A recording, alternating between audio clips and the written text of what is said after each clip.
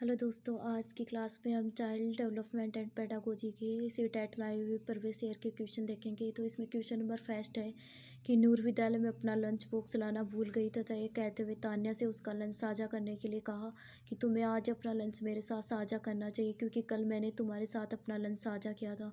तो लॉरेंस कोलवर्क के अनु नैतिक सिद्धांत के अनुसार नूर का कथन अभिविन्यास प्रारूप को दर्शाता है, यानी इसमें कौन सी अवस्था को दर्शाता है। तो हमें पता है कि लॉरेंस कोलवर्क ने तीन अवस्थाएं बताई थी, pre operational stage, operational stage और पोस्ट ऑपरेशनल स्टेज। तो इसके अंतर्गत ही इसका आंसर हो जाएगा ऑप्शन नंबर 4, आदान। ऑप्शन नंबर 4 इसमें करेक्ट हो जाएगा, यानी आदान प्रदान और परंपरागत अवस्था। तो इसका आंसर हो जाएगा ऑप्शन नंबर 4। अगला क्वेश्चन है कि समाज में विभिन्न लिंगों के लिए उपयुक्त मानी जाने वाली प्रारूप विशेषताओं के बारे में जन सामान्य की अवधारणा को क्या कहते हैं। तो इन सबको हम कहते हैं जेंडर रूढ़िवादिताएं।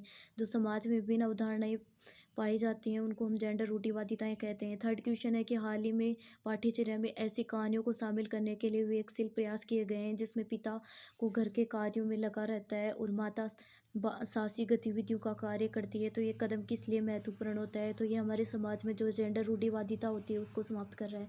तो इसमें ऑप्शन नंबर 2 करेक्ट हो जाएगा। अगला क्वेश्चन है कि वाइगोस्की के अनुसार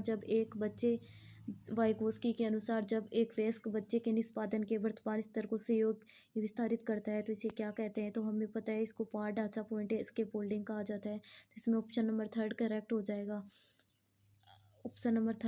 जाएगा। अगला क्वेश्चन है कि जीन पियाजे की संज्ञानात्मक विकास के सिद्धांत के अनुसार परिकल्पित निगमनात्मक तर्क किस अवधि में विकसित होता है। तो जीन पियाजे ने 4 अवस्थाएं बताई थी, sensor motor stage, pre operational stage, concrete operational stage और फॉर्मल ऑपरेशनल स्टेज।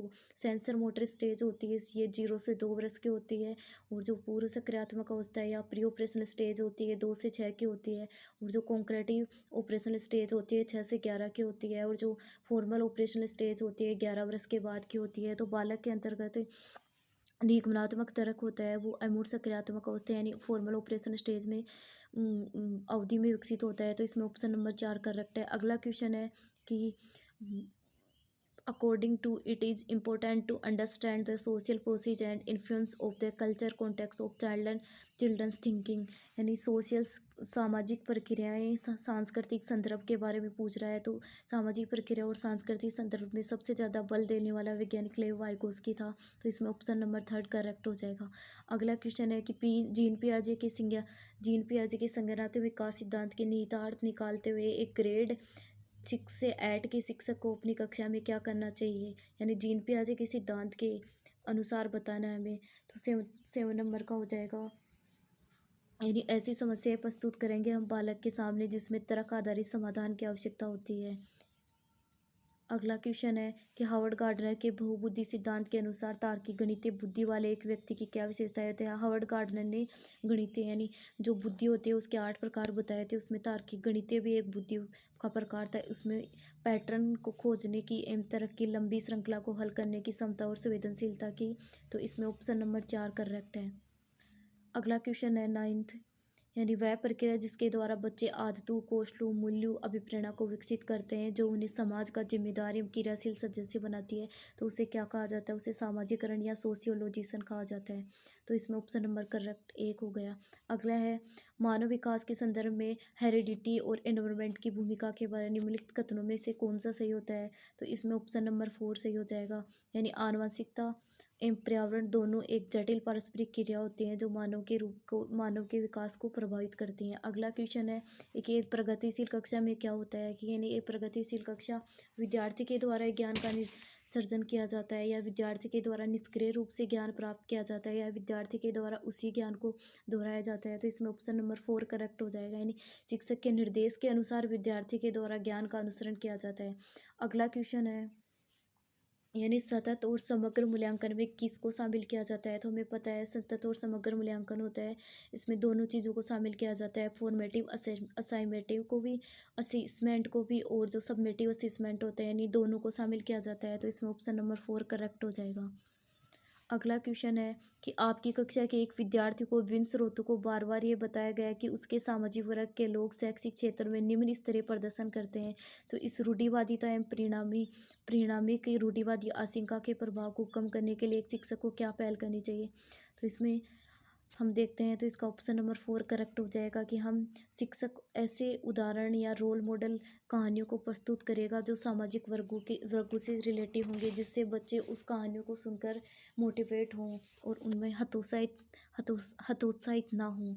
अगला क्वेश्चन है कि एक समावेशी कक्षा में शिक्षक को क्या करना चाहिए, यानी एक समावेशी कक्षा में शिक्षक को क्या करना चाहिए। तो इसमें ऑप्शन नंबर फर्स्ट सही हो जाएगा कि ये विश्वास करना चाहिए कि प्रत्येक बच्चा अपनी योग्यता और शक्ति के अनुसार सीख सकता है।